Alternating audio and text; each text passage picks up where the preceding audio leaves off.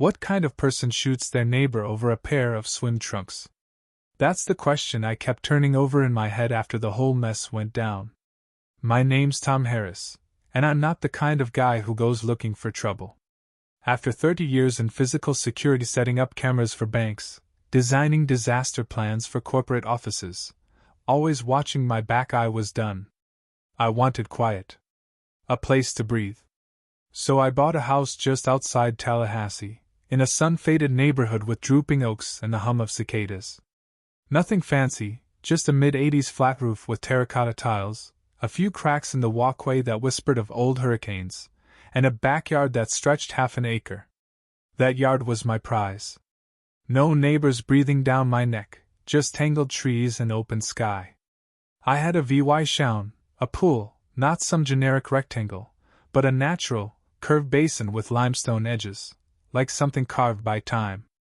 No fence, no DVYing board, just water, whiskey, and blues drifting from my old speakers under a sunset. I built it myself, every detail. Quarry stones laid in a loose, organic path. Amber lights that glowed like fireflies at night. Florida law didn't require a pool fence if you had motion alarms, and I went overboard thermal sensors, infrared, directional mics. This was my sanctuary. The day it was finished, I stood ankle deep in the warm water, rye in a chip tumbler, and let the silence wash over me. No clients, number 2 a.m. calls about panic room codes. Just peace. Then a voice cut through. You know this isn't decent, right? It wasn't loud, but it had that fake sweet, judgmental bite you'd hear at a PTA meeting. I opened my eyes. There she was, standing beyond my yard, behind her short picket fence. Margaret Lane, thick-set, blonde curls piled high, wearing a quilted pink tracksuit in the Florida heat. Clipboard in one hand, binoculars in the other. You hearing me, sir? She called, stepping closer but staying on her side. I stayed seated in the pool, water still. Not sure I follow, I said, calm, curious. I'm Margaret Lane, she snapped. I live on the corner and coordinate neighborhood standards. This, she waved at me vaguely, is indecent. You're practically naked, and there are kids around. I glanced down. Black swim trunks, knee-length. Bare chest, tan from years outdoors, but nothing shocking. I'm in my pool, I said. On my property. At dusk. She pressed on. Others have noticed. My neighbors saw you shirtless last week while your crew was here. In broad daylight. I sipped my drink. Ma'am, if looking this way bothers you, don't. Her lips pursed like she'd bitten a lemon. I'll file a complaint. We'll see what the city says. I nodded slowly. You do that. She glared, then stormed off, her screen door slamming. I leaned back, exhaling. I dealt with her type before, corporate suits obsessed with control, disguised as safety. But this was my space. I wasn't worried. My permits were airtight, every stone signed off by the county. Let her try. That night, I slept with the windows open, the scent of chlorine and stone drifting in. But just before I dozed off, I heard a faint scrape near the back gate. Not a raccoon. Something heavy wire. 3 days later, I was in my workshop, carving cedar benches for the pool deck, blues humming on the radio. I hadn't seen Margaret since, figured she'd written her letter and moved on. Then I checked my mailbox. A city-sealed envelope. Inside, a notice of Municipal Re VYEW. 4. Semi-nude male active VY tie. VY Cybele to neighbors. Laughable wording, but it meant a city inspector would VY sit. I sighed, set it on the counter, and looked at my pool, the trees, the sky. This wasn't about decency. It was about power. I called an old consultant buddy, confirmed I was within code, and alerted my lawyer, just in case. No big deal. Or so I thought. The next day, I was cleaning the pool filter when crack. Not a firecracker, not a car. Sharp, close, wrong. I dropped behind the pool's stone edge, heart pounding. Then I felt a theat, a sting on my shoulder. My fingers came away red. Buckshot, probably rock salt. It burned, but wasn't deep. The shot came from Margaret's side. I crawled inside, snapped a photo of the welts, cleaned them with my medkit, and called the cops. When they arrived, I showed them the wound, my permits, and pointed to her fence. They knocked on Margaret's door. She answered, all tight-lipped righteousness, claiming she'd heard a noise too, maybe kids with fireworks. She admitted to owning a shotgun but hadn't fired it since New Year's. No consent for a house search, no warrant, no dice. The cops said VY said filing a complaint but warned it'd likely go nowhere without proof. I nodded, silent, staring at her clean fence line. No casings, no footprints. I hadn't expected justice. But this was escalation. That night, I added 2 thermal cameras and tweaked my sensors. I emailed my lawyer the photos and filed a complaint, knowing it was a long shot. Then I found her note, pink envelope, powdery perfume, tucked in my door. Dear Mr. Harris, I'm sorry if there was a misunderstanding. A woman feels unsafe seeing indecent exposure. Let's move forward peacefully. Sincerely, Margaret. No mention of the shot, just fake sweetness. I folded it into my growing folder. The next week, she upped the game.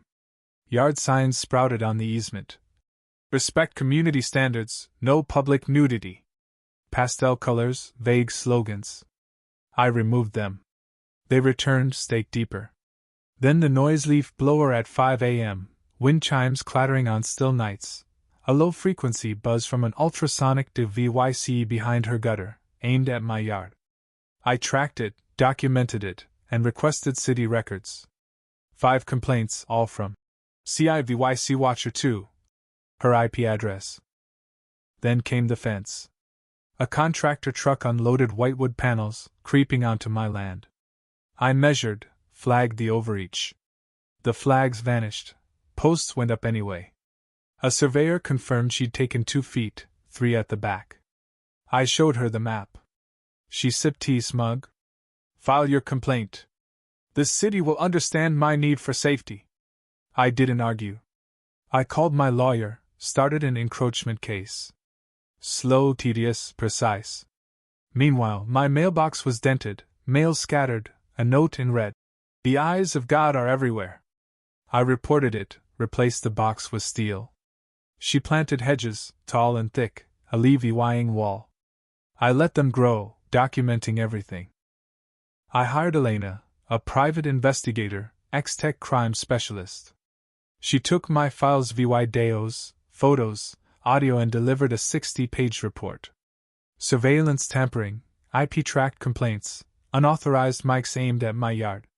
It was a siege, she said, rooted in control. I filed an injunction. Then, one night, a rock smashed my window, landing under my dining table. No note, just intent.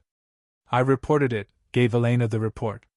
Her dossier grew to 200 pages, enough for CIVYL court. That night, Margaret stood at the easement, staring at my house, no smile, no pretense. The mask was off. The injunction hit hard. Margaret turned hostile, rallying neighbors with community watch meetings, painting me as a threat. The mailmen stopped while VYing, joggers detoured, kids vanished. A fake, community preservation, letter accused me of water waste and hostile VY souls. Utility workers showed up, claiming waterline issues. My sprinklers were sabotaged. Then, a camera shutter clicked in my trees.